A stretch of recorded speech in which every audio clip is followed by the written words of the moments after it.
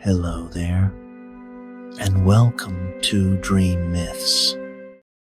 Tonight, we journey into the legendary lands of Middle-earth, where ancient tales and timeless wisdom are woven into the very fabric of the world. Let's cast our minds back to the dawn of creation, when the Valar and Maya, the very gods of this realm, walked the earth. We'll explore the forgotten legends of old races, lost languages, and uncharted lands that exist beyond the maps, In this special collection, we'll delve into the rich folklore of Middle-earth, uncovering secrets about strange, forgotten creatures, visiting places no one has yet set foot, and reliving adventures that were never recorded in books. And as we begin this exploration, a gentle ambient soundscape will accompany us. You'll hear the tranquil whispers of the Anduin River, the soft sigh of the wind through the leaves of Lothlorien, and the peaceful hum of nocturnal creatures in the Shire. This soundscape will play throughout the night, carrying you into the welcoming embrace of sleep without any interruptions. If you enjoy this journey, please be sure to give a like, subscribe to the channel, and let me know your thoughts in the comments below. Greetings once more. With immense pleasure and a deep sense of gratitude, I present to you this remarkable collection of tales from the farthest corners of Middle-earth. I am a wandering minstrel, and I have spent countless years traversing the roads and byways of this enchanted land, not only with my feet but with my very soul, in search of the stories that have never been told. These tales are part of the great river of time itself, seeping into the very stones of Mordor, the gentle hills of the Shire, and the ancient trees of Fangorn. They are not merely legends, but the very essence of existence, a living history carried on the wind and whispered between the leaves. I have had the rare privilege of hearing them directly from the inhabitants of this world, from the old dwarves in their deep carved halls, from the joyful hobbits by their firesides, from the nomadic men of the wilderness, and even from the breath of the wind on the misty mountains. This is a special invitation for you to listen not just with your ears, but with your heart. Let the enduring power of myth and legend wash over you. Each story is a map, a guide to a peaceful and restful slumber. Before the dawn of man, the universe was split into two distinct realms. Below lay a world of eternal gloom, an endless, frigid abyss, inhabited only by the denizens of the water. Above, a dazzling kingdom of light reigned supreme, ruled by a great sky chief and his family. Then came the time of the goddess Atahensic. She was the sky chief's daughter and was with child, carrying a great secret within her. As the time of birth drew near, a terrible accident occurred.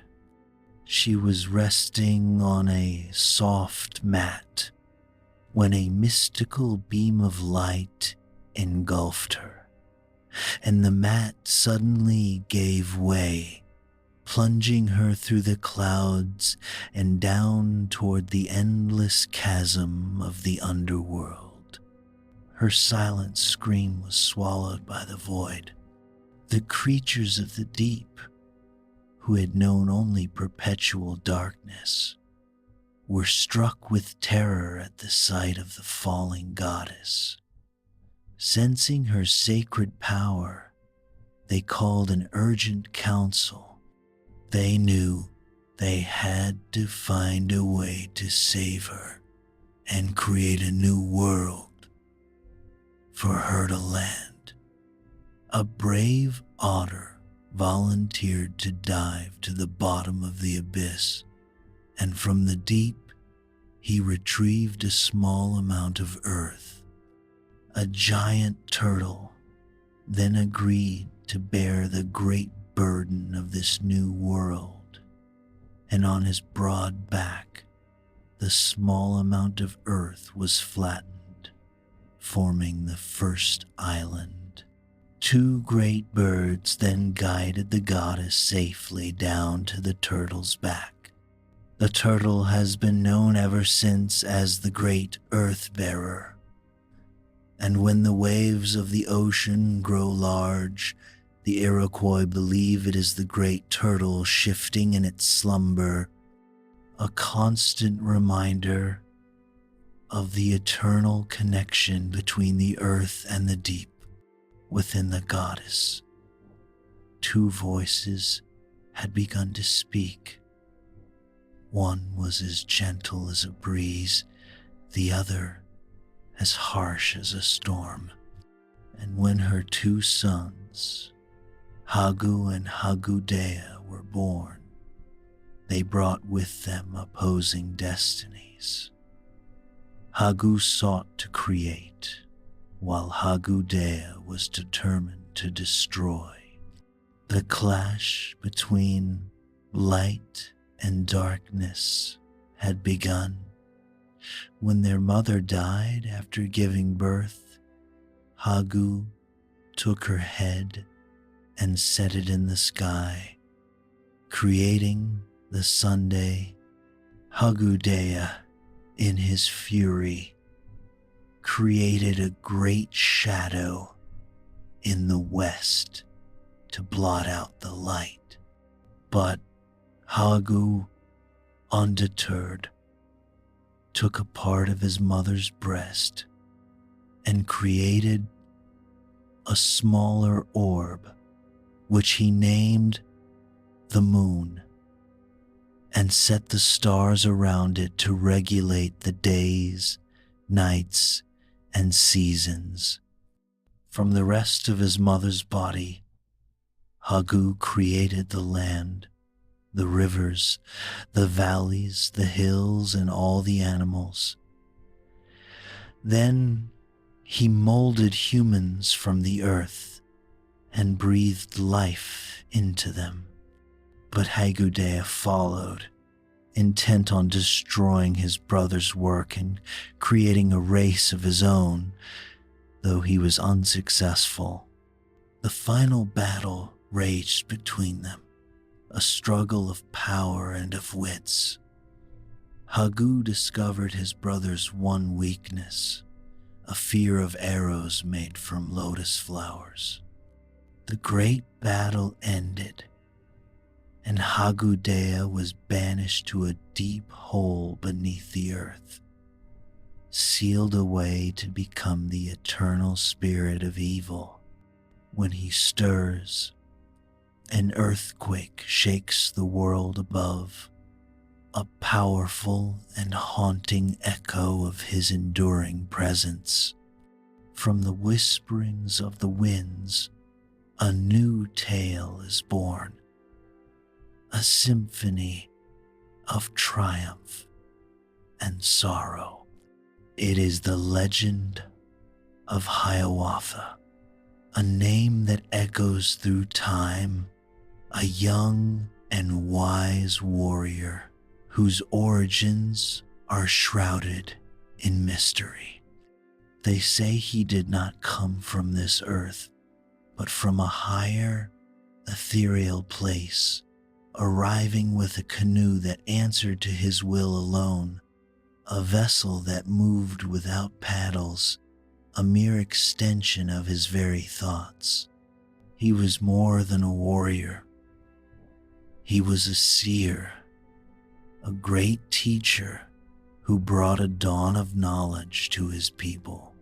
His presence brought prosperity. He taught them the secrets of the earth, showing them how to cultivate crops and clear the waterways for their fishing.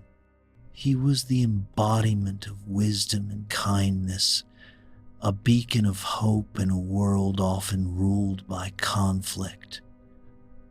But peace, as all things in this world, is fleeting. A great and terrible threat came from the north.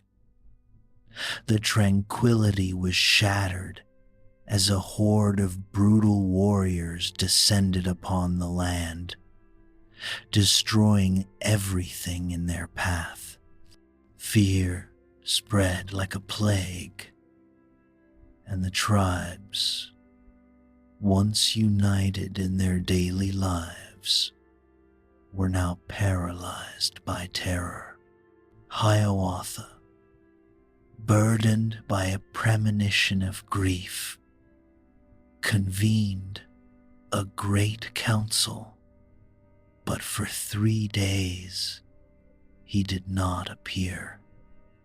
The messengers found him sitting on the ground, his face dark with sorrow. They persuaded him to come, and so he set out with his beloved daughter in his wondrous canoe. As they journeyed, a gigantic white heron, a creature of ill omen, swooped from the sky and crushed his daughter. Hiawatha's grief was immeasurable, a wound that would never fully heal. Yet, this profound sorrow did not break him. He transformed his pain into power. He took a single feather from the great bird, a poignant symbol of his loss and newfound strength, and attached it to his attire. His personal tragedy became the sorrow of an entire nation. After 2 days of silence, he finally rose before the council. He did not speak of vengeance, but of unity. He proposed an unbreakable alliance of 5 great tribes, each with a specific role, to forge a strength that no enemy could ever shatter. He gave the Confederacy its name, and his plan was passed by the council. His mission complete, Hiawatha returned to his canoe. He didn't disappear in a blaze of light, but quietly, serenely, he melted into the air itself, becoming one with the legends he had just created. He lives on not as a man, but as a part of the sky, a final, haunting reminder that true heroes never truly leave us. From the depths of shadow, a great terror arose. This is the tale of the stone giants, a race born from the mighty mountains themselves, with bodies as hard as rock and hearts as cold as coal. They roamed the lands, destroying villages and spreading a profound dread among the Iroquois people. Witnessing the suffering of his people, Tahiawatha, the Sky Protector, chose to intervene. He took on the form of a stone giant himself, feigning allegiance to their tribe. With cunning and guile, he led them into a deep valley he had secretly prepared, promising a great feast, the likes of which they had never known. Once they were all in the valley, he climbed to the top of a high mountain and, with a massive chisel, caused a colossal landslide that crushed every one of the man-eaters below. The sound of the avalanche echoed through the valleys, a permanent warning to all who would do evil. But one giant, Ganasqua, survived. He fled to the Allegheny Mountains and hid in a deep cavern. There, he grew stronger and more terrible. No one could look upon his face without dying instantly. His only weakness was his heel, yet no mortal man could harm him. Ganasqua became the embodiment of chaos, with the power to swallow entire herds of buffalo and drain oceans. His voice thundered in storms, a terrifying warning to the thunder gods themselves. One day, a young hunter sought refuge in a hollowed-out rock, but the cavern began to move, and a giant voice boomed, warning him that he had entered Ganasqua's lair. The giant spared the hunter's life, but gave him a bizarre task: to carve the images of animals, birds, and fish into the trunks of trees. Each time the hunter touched a tree, a voice would urge him to work the voice of Ganasqua himself. And so, the story of the trapped hunter and his carvings became a legend, a reminder that even when all seems lost, a new chapter is always waiting. As decades passed, the aging hunter began to realize he was no longer a man, but a part of the forest itself.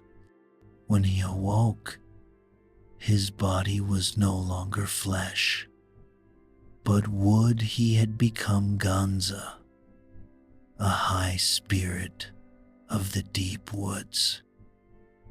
Ganza was the embodiment of healing power, a being who could resist death and all harmful poisons. With this new mission, Ganza taught the hunter the secrets of the soft basswood trees, a type of wood easily carved, so he could continue his work. Over the years, he learned the languages and customs of all living things, from the birds soaring overhead to the wild animals on the ground and the reptiles and insects hidden beneath the leaves. He learned to understand the different voices of the forest and grew to love this world, one carving at a time. After many years, when he finally returned home, the gaunt form of an old man was suddenly filled with vitality. His body became powerful, tall, and strong like that of a giant. He was stunned, not knowing that far away, Kanaskwa's cave had begun to crumble. With each mask he created, the giant's power dwindled until the evil creature vanished into nothingness forever. And so, the wooden masks he created were not merely works of art, but living records of his journey, a reminder of his sacrifice and courage. They are proof that a noble spirit, when it finds its true place, can bring balance to the world and defeat even the darkest of forces. Once, a great family was torn apart by a chilling mystery. 10 brothers went into the woods to hunt and never returned. One by one, their younger siblings followed, searching, but none came back. Only the youngest brother was left, living with his uncle, who became fiercely protective of him. Their small family now shattered by an unknown terror. Then they found a strange man. He was buried in the earth, alive but without memory. He neither ate nor slept, but his strength grew with each passing day. During a great storm, he spoke, saying the wind was his brother, Great Head, a spirit from the world above. The strange man asked the uncle and nephew to prepare 10 great maple logs as a meal to invite his brother. When Great Head arrived, he was a fearsome sight. A monstrous being who ate the maple logs with a terrifying hunger. In return for their hospitality, he asked what he could do for them, and the young boy spoke of his lost brothers. Great Head revealed that they had been captured by a malicious witch who lived deep in the woods. The boy, without a second thought, asked his uncle for permission to go with Great Head to find them. They found the witch in a miserable hut, surrounded by a macabre field of dried bone. The witch tried to turn them into bones too, but her magic had no power over Great Head, and the boy was safe standing in his shadow. The boy attacked the witch until she died, and her body dissolved into a flock of black birds. The boy then collected the bones of his 9 brothers. Great Head examined the bones and then left, but promised to return. A great storm gathered, and the boy, seeing the swirling winds, was afraid. But it was Great Head riding the storm back to him. The Great Spirit bellowed, "Rise, you bones!" and the piles of bones vanished. In their place stood the 9 brothers, alive and well, restored by the mighty spirit. Great Head, a being of immense power, had performed a miracle, turning lifeless fragments into living men, proving that a great soul can bring life back from even the most final of ends. We now turn to the Algonquin, one of the largest and most influential of all the Native American tribes. They were among the very first to encounter the white settlers, whom they welcomed and taught the essential skills needed to survive in this new land. They were not a single tribe, but a great culture composed of more than 100 different nations, their legends as vast and colorful as their territory. At the heart of their creation myth lies the eternal conflict between two brothers, Mikabo and Jokaniok. Mikabo was known as the friend of man, a benevolent spirit of creation, while his brother Jokaniok was a tempestuous soul, a spirit of destruction. Their constant struggle brought life and energy to the world. When they battled, Mikabo carved pieces of flesh from Jokaniok's body, and these fragments became flint, which humans used to create fire. In their final, epic confrontation, Mikabo slew his brother, tearing out his entrails and turning them into the very vines and tendrils that grow on the trees of the earth.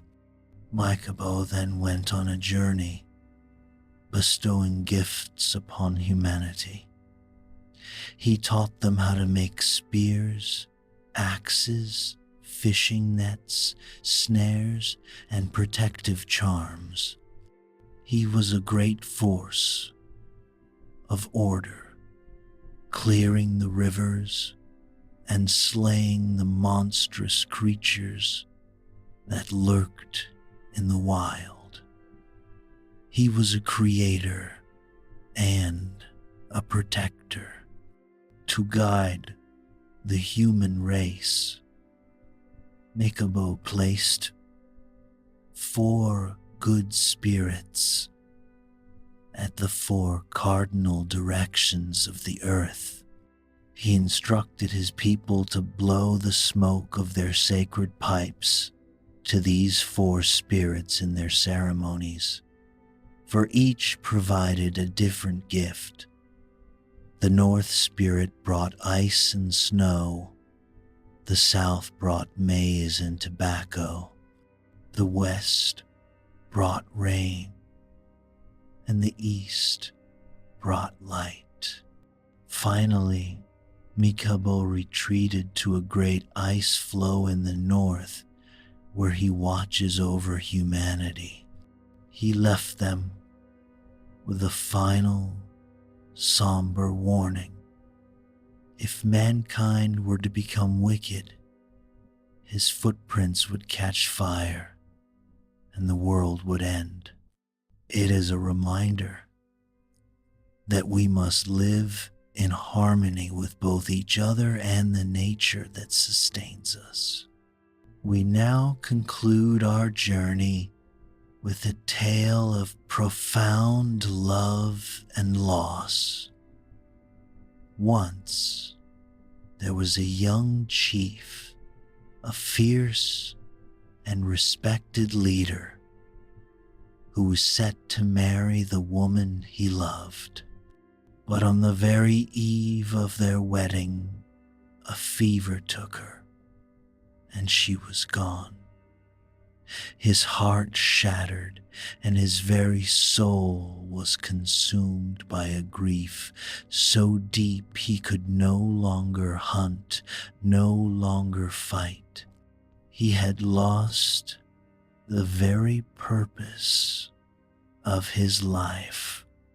In his despair, he heard the elders whisper of a hidden path, a trail to the land of spirits where the living might find the departed. Driven by a desperate final hope, he abandoned his home and began a solitary journey south toward the warmth in search of a love that transcended this mortal coil. After 14 days of travel, a miraculous change came over the land. The snow began to melt, buds appeared on the trees, and the chill in the air gave way to a gentle warmth. He knew then that he was nearing the land of souls, a place where death itself held no sway. He found a path of smooth stones that led to a small house atop a hill. There, an old man with hair as white as snow and eyes as bright as jade awaited him. The ancient guardian of the veil between worlds already knew of his quest.